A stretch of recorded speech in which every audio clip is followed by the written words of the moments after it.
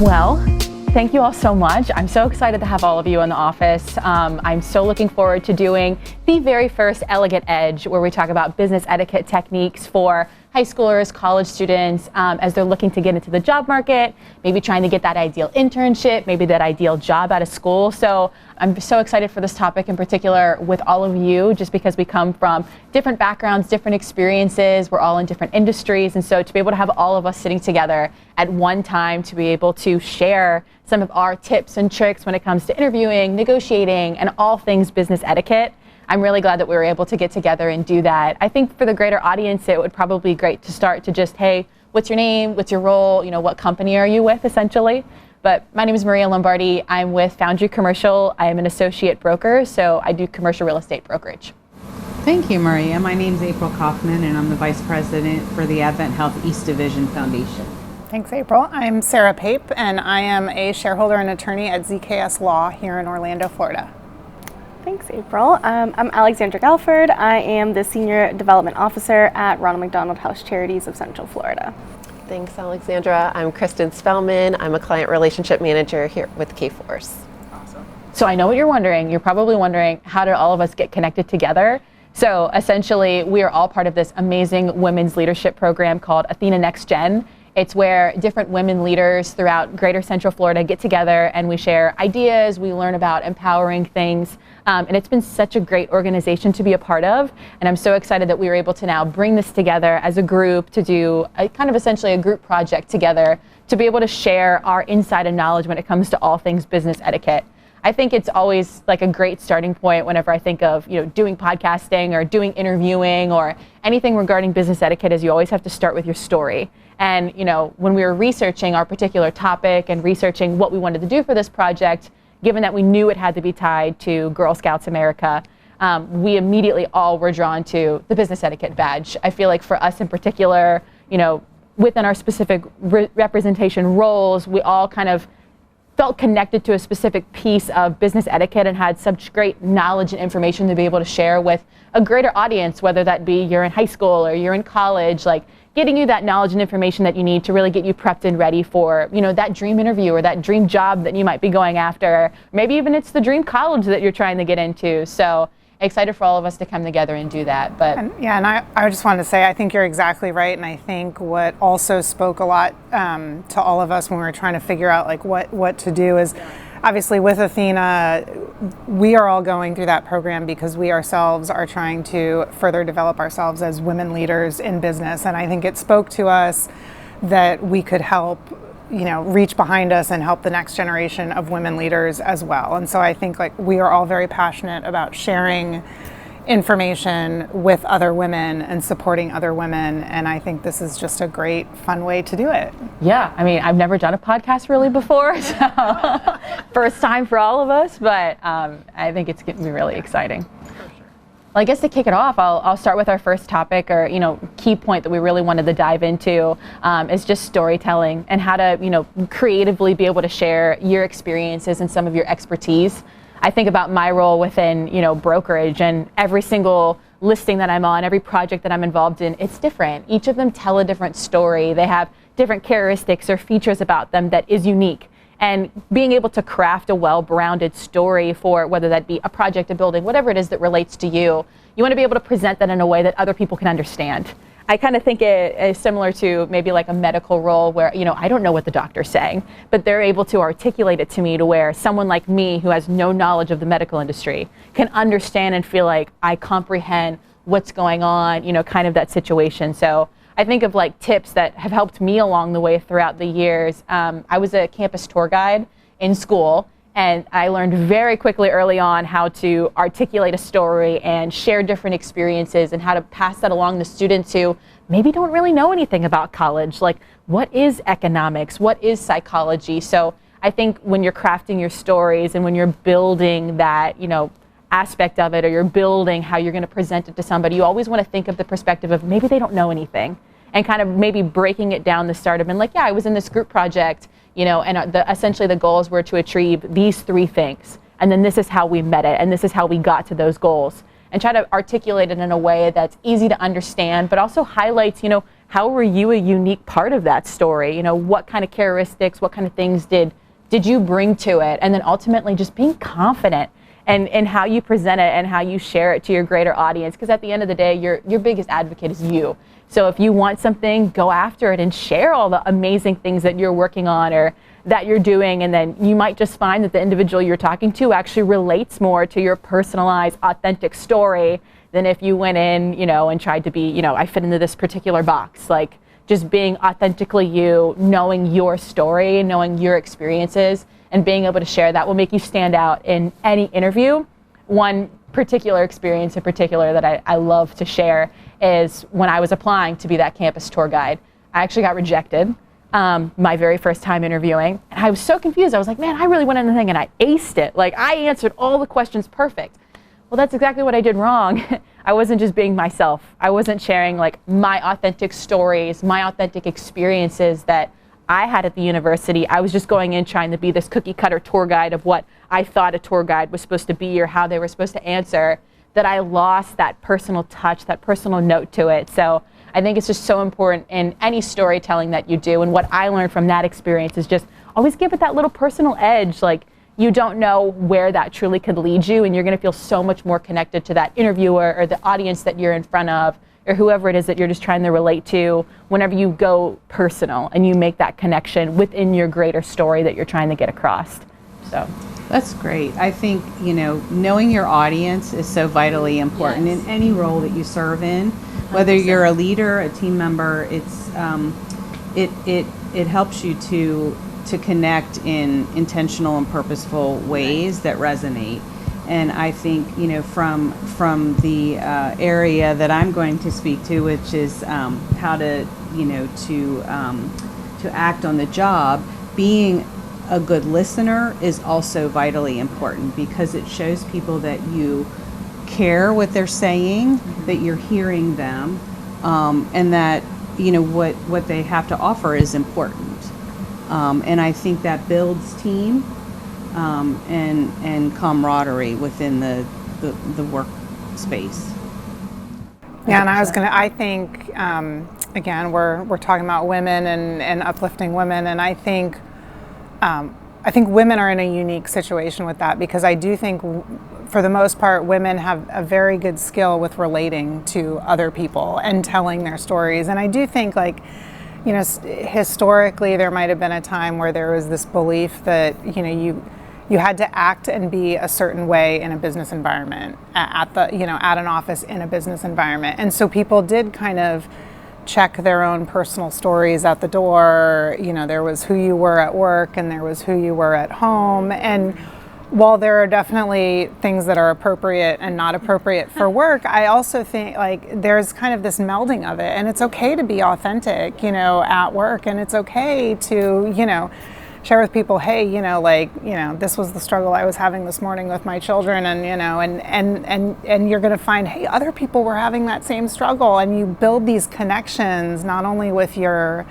coworkers but with your clients, and it's a great way to set yourself apart, to kind of, within kind of your comfort level, share some personal, stories about yourself. I think that ties really great into networking too. Yeah. Thinking of not only connecting once you get the job interview of that storytelling in the beginning, but then it's like once you get it, you have to work on a team, you have to be with other people. So networking within your company and then as a greater broad is important as well. Exactly, Maria. And I mean, to your point, it's so important to just humanize, these conversations, and, networking is just so important, regardless of whatever stage you are in your career, to be able to expand on your network is only going to lead to, greater success down the road, and to be able to share your story and, be able to relate with other women and other, connections. It's all about who at the end of the day, and you never know that somebody that you meet at a networking event could potentially be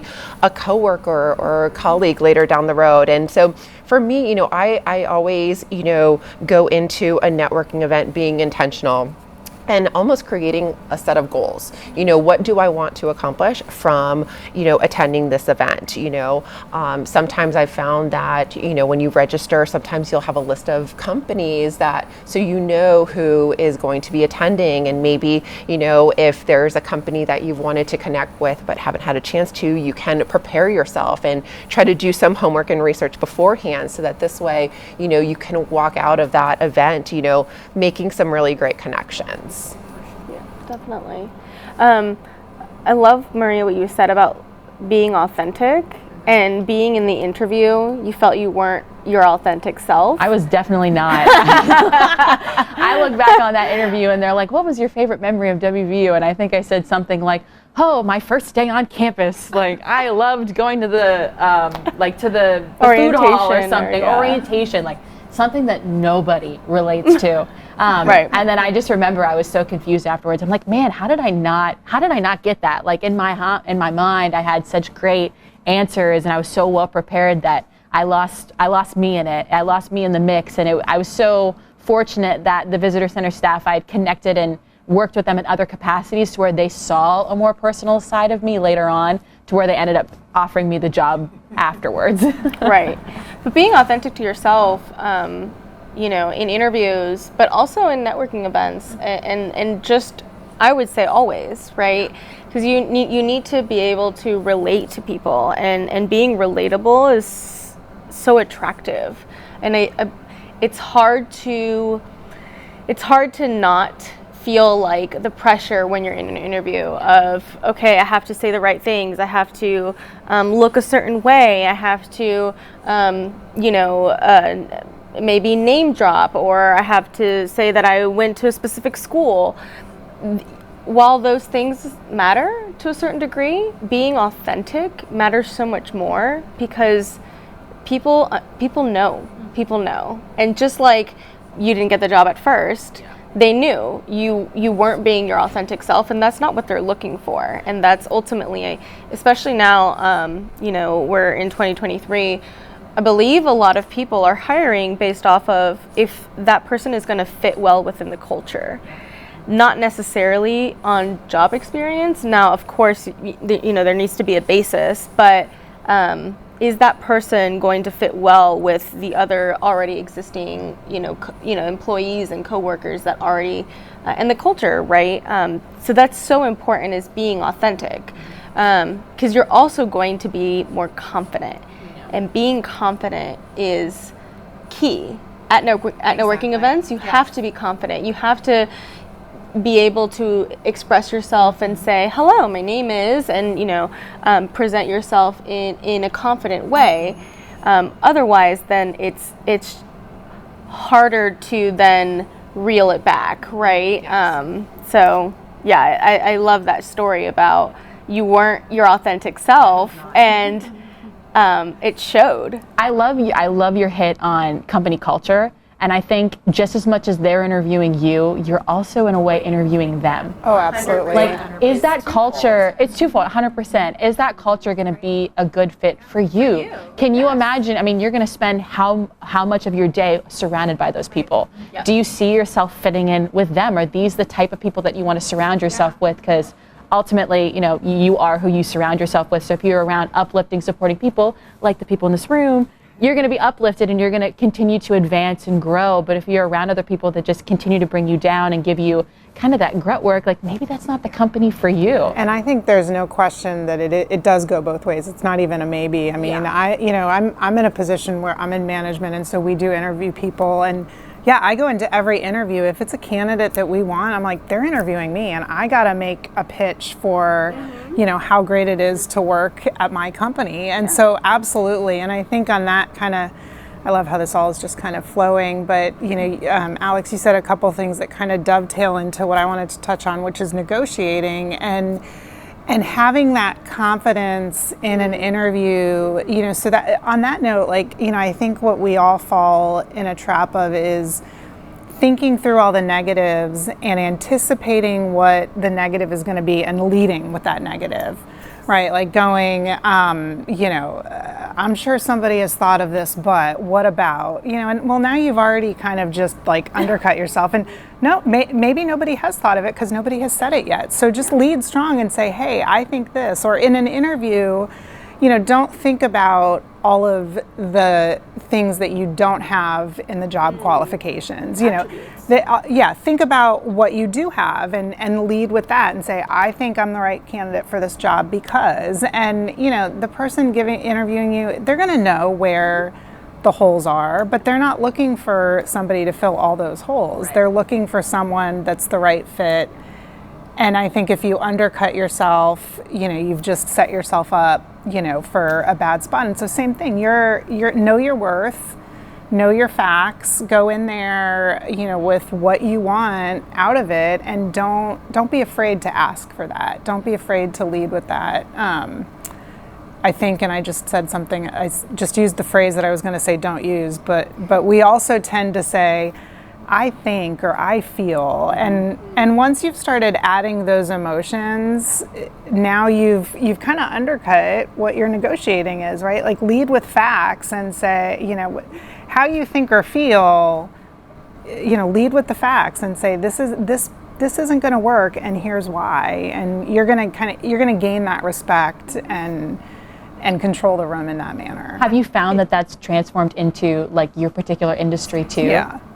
Yeah, so I can tell you we recently had a situation where it was a bit of an uncomfortable topic and I wasn't sure whether I wanted to bring up, how I truly felt about something, and I, thought about it and I did, but I didn't lead with the emotion part. I led with, although it was a personal issue to me and I felt a certain way about it, I led with, I don't think we're making the right decision, and here's why. Here are the facts. And ultimately, I had people afterward that said, like, hey, I really appreciated how you presented that in an unemotional way, right? Like, because it builds credibility for what you're trying to say. Right. You're looking at it strictly from a business standpoint. Right. And I love what you said, going back to negotiating, sometimes we have a tendency just to overthink, and then we go, down this rabbit hole of all of these what ifs. And, to your point, it's so, we all possess, a unique set of characteristics and attributes and skills. And, in the interview process, it's important to be able to highlight that, to tell our story and to be able to set ourselves apart, just because there's, especially these days, there's a huge level of competition that you're up against. And so it's just so important to sell yourself in the most confident way. And I do think like it is important to know where your weaknesses are. But I think what you do to prepare for that negotiation or interview is you identify what your weaknesses are and you think to yourself, okay, if somebody asked me about this, if somebody said, hey, I see on your resume that you don't have experience in XYZ, how am I going to respond to that?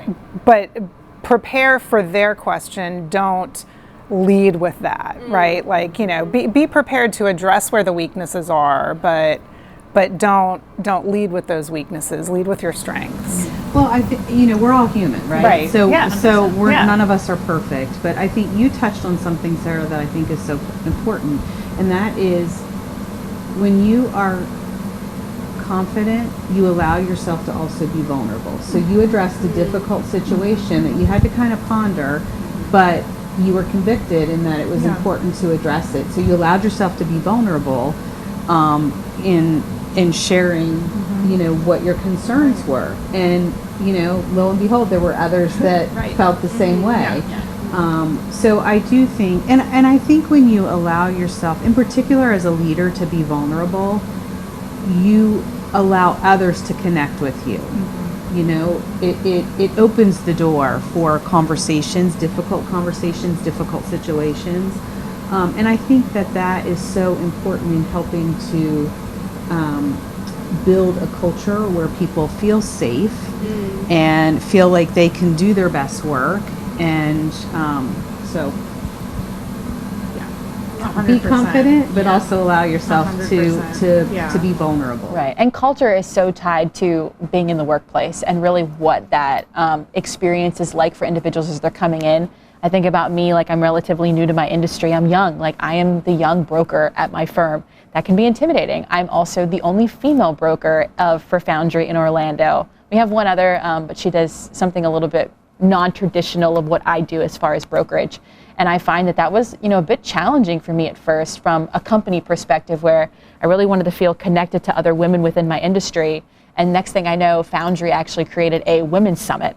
And I got to actually meet the other women of Foundry across the platform. And I was like, oh my gosh, I love this. I was like, there's so many of us. Like, in my perspective, I didn't know that because on a day-to-day, I don't work with any other women. And so I've loved having that experience, and then I've been able to tie that back into now one of them is my mentor. So it's so interesting to see how culture and confidence and putting it out there in the universe that I wasn't connecting and I wanted a female connection, and then they gave it to me. Like, if I wouldn't have articulated that and been vulnerable in that moment, that I really needed someone to be able to ask specific questions to, that I love the guys on my team, but I really want to ask a female, what her thoughts and what her expertise or experiences within that. And I think it's so important within the workplace to feel comfortable, to be able to be vulnerable. And I think it all starts and stems back to like company culture with that too. And that probably when, before you connected with other women, it probably made you feel like you had to do things a certain way. Yeah. And not that, we talked a lot about authenticity, right? And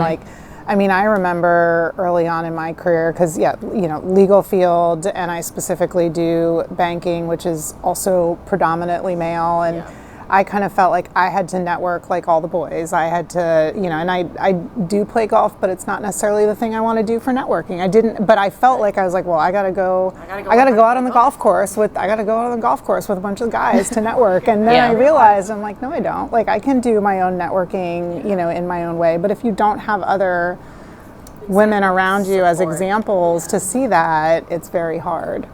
Yeah. No, I 100% agree, and I've loved having them. I love that we have the summit. I'm so connected with so many of them. I pick up the phone and someone will answer any question that it is that I have. So it's been really great to have them as kind of like my go-to and my support as a whole, just as like my backup, my crew. Yeah, your peers. Yeah, exactly. So it's so pivotal to have peers, and thinking about interviewing. Doing the mock interviews is also really critical and really crucial. And I actually read an article. I'm fairly new to my position. I'm 6 months in. And when I was preparing, I read an article where even if you have no intention, now this can be a little bit controversial, even if you have no intention on leaving your job, applying for something that seems like it would be kind of down your alley or seems like it would be interesting for you, applying for that job and getting that interview experience every few months, even if you have no intention on leaving, keeps your interview skills sharp and ready. And I can see where it could be a little bit controversial because maybe you're taking up someone else's spot and what have you, but I think I found that really interesting, and I did several interviews, mock interviews and real interviews before where I'm at now, and I found all of it to be helpful a little bit. And each interview I got better and better at being able to explain what my attributes are and explain my weaknesses in a way that still made me feel confident. All of those are so elemental, and being able to surround yourself and have peers that will say, yeah, let's do a mock interview, and getting on the phone or doing a happy hour and doing those types of questions is always easier and better to help you prepare for when you do actually have that interview. When you are actually in the room, the questions don't feel like they're surprised or they're a surprise, or you're not prepared to answer that, or you've already done it so many times that you're like, oh, I've got this. It's easy breezy. I can explain myself. And then your peer also might have tips and tricks that you've never thought of either. Yeah. So, and I think you talk about, even if you're not going to do the whole like I'm going to go full and apply for another job, but like talking about mock interviews, I think that's for those who are listening who might be college students applying for jobs for the first time, or or re-entering the workforce after a while, there are a lot of organizations and resources out there that will do those mock interviews and help you prepare. And yeah, I think that that's just such a valuable tool, because it's a intimidating, situation. And if you're not doing it frequently, there's kind of, just the practice factor counts for a lot. So I would add another tidbit into it too when it comes to interviewing is, whenever I was in my master's program and I was trying to find a job of where to get into, I found that a lot of commercial real estate companies don't post for a junior broker. No one's really looking for that. It's something that you network your way into. So it's a little bit of a different twist on your traditional interview. I actually use networking. I had reached out to a bunch of people on social media, LinkedIn in particular. I played the student card. I was like, hi, I'm a student at the University of Florida. I'm studying real estate and I would love to learn and more about your company, what you do. Like, what does your day-to-day look like? Like, what does a broker do? Because I didn't know. What does a banker do? What does a development analyst do? And so I found that I got so many connections and interviews out of just reaching out and connecting with people to just learn better about what they do. And there was a gal who gave me probably one of the best pieces of advice someone had given me, and that was, you have that initial phone call with someone, you like what they're talking about, maybe you're interested in that role, rather than asking them, do you have a job for me? Say, hey, can I come job shadow, you and a couple other people at your company one day? Love to actually be there real time, learn about your company culture, and experience it. And little did I know, that is an interview. As you're meeting all of the individuals on a team or within a company, you're getting to know them, they're getting to know you. It's a little bit more of an intimate setting rather than, you're sitting at a table across from each other and they have their resume in front of you. Instead, you're able to bounce around the different people and be like, oh, so tell me a little bit more about what you do and how you got into this role. Next thing you know, you made 5 or 6 new connections with the company and they end up offering you a job. And, just working in the world of staffing, Yeah. In that example, you took the initiative. Yeah. Hiring managers love to see people take initiatives. And so, with that, going back to, looking for resources, it's important that we do our due diligence because, I'll just use an example. I made a career change, and so I am relatively new in my current role. And when I applied for the role, and I took it a step further.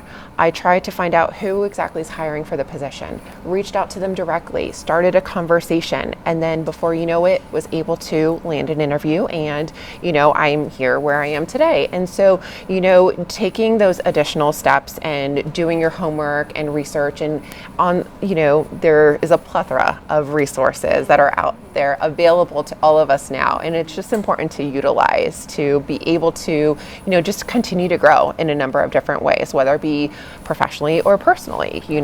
So I have a great story on that, and I would agree. I think for younger, again, maybe the next generation, you're trying to connect with people in that industry. I do think there's an intimidation factor, especially for younger women, and in having those conversations and talking to people. But truly, I don't think the 5 of us are unique I think there are a lot of women out there, and men, a lot of people in business who want to help the next generation. And absolutely, but if you don't ask, so recently, I was at a restaurant and got introduced to, it turns out she was a college student, but she was studying pre-law. And I was like, somebody else had to encourage her to talk to me, right? She was a little intimidated, and I just started having a conversation with her, and she didn't know any lawyers. I was like, hey, you want my contact info? Didn't really think anything of it. Well, next thing I know, we actually needed some admin support in our runner's room, and she got an interview with us, and now she's going to be working for us. And so but she would have never had that opportunity if someone hadn't been like, hey, Sarah's sitting over there as a lawyer, why don't you go chat with her? And it was a win for us too, because we needed somebody in that role. So, yeah, sure. but yeah, networking and stepping outside your comfort zone to like put yourself out there is such a cool thing. Yeah, it's really vital, and I think for me in my particular role of brokerage, like I'm reaching out to people all the time. Like my role is networking, my role is storytelling, it's talking with clients, and kind of almost feels like an interview whenever you're in some of them, of just getting to know each other. And I just feel that it's so important for each of us to think of it in that way. And whenever you are reaching out, like in my mind, the worst thing somebody can say to me is like, no, I'm not available. Thanks for reaching out. I won't bother them again, or maybe I follow up in a couple months, whatever it might be, like give them some time. But at the end of the day, they're either going to say just plain no, or they're probably not going to answer. And if that's what it is, you move on to the next person or the next company that you're reaching out to, and you just keep going and you keep trying. And I have a saying that everything tends to work out the way that it should, whether you know it in the moment or not. Sometimes the things you didn't get is the best thing that you didn't get. And so I think it's important to go into it with that mindset whenever you are reaching out to these companies or whatever capacity it might be, in networking as well, is just going into it with that mindset that, whether this leads to something or not, I'm proud of myself for something out of my comfort zone and doing it, and I'll be better for the next one. I think as women leaders, it's important for us to always pay it forward. All of us have had somebody that's been influential in helping us pave the way in our careers, whether it was, another professional, a relative, a friend. And so I really feel strongly that I have a responsibility to make myself available when somebody reaches out, and to always, make sure they understand that you have the time. They're not burdening you, that who's not busy today, right? We're all busy. I mean, my college student is busy, Getting us together for this. Right. So I think that we do ourselves a disservice when we don't free ourselves up to make the time for other people that are looking to grow and develop, whether it's in your industry or not. I mean, typically that's who I connect with, but I just I'll share a personal story. I have a young friend that was kind of at a loss for what direction she wanted to go. She thought she might want to get into nursing, but she just wasn't even sure how to take the first step. She went and got her patient care tech license, passed the test. She's now employed with one of our hospitals, and she wants to go to nursing school. So that's her next step. But, I said, get your foot in the door, because guess what? We'll help pay for your education so that you can be relieved of that burden, the financial burden to go back to school. She's a mom, and so I think, but like it was a 15-minute conversation.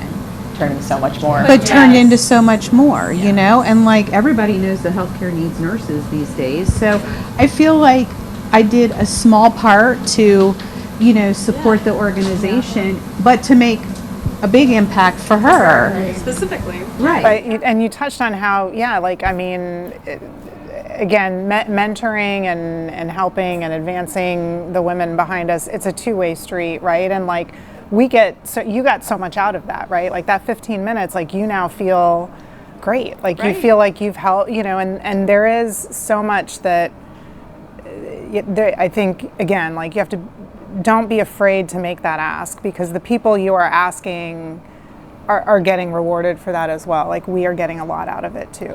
So 100%. Yeah. Well, I've absolutely loved where this conversation has gone. I mean, this has been amazing. I think the biggest takeaway for me, because, we didn't plan any of this. Like, we all were just like, let's show up and start talking. And I think it's just the connectivity of each one of the pieces. So, from storytelling to networking to interviewing to negotiating to, working within people within your specific role or company, they all tie together in some way or some capacity. It starts in the beginning. It starts with you sharing your story and being authentic within the interview. From that interview, maybe you network a little bit with other people from the company, see if you have a good culture fit, see if they'd be somebody you want to work with, and then, knowing your worth and knowing your power and negotiating during that process and making sure you get what you deserve and what you earn. And so this has been such an amazing conversation. I can't wait to watch this back myself, because I feel like I'm going to take so many things from it. So I don't know if anyone has any last parting words. But I think, at the end of the day, it's so important to be kind, because you never know what somebody's going through. So I think keeping that at your core is important. Yeah, 100%. Well, thank you ladies again so much. Thank you for having us. Yes, first edition of Elegant Edge in the books. You're now a podcast expert, and this is one of many that you're going to be leading. See, you know how our hits do. Maybe we got to do take two.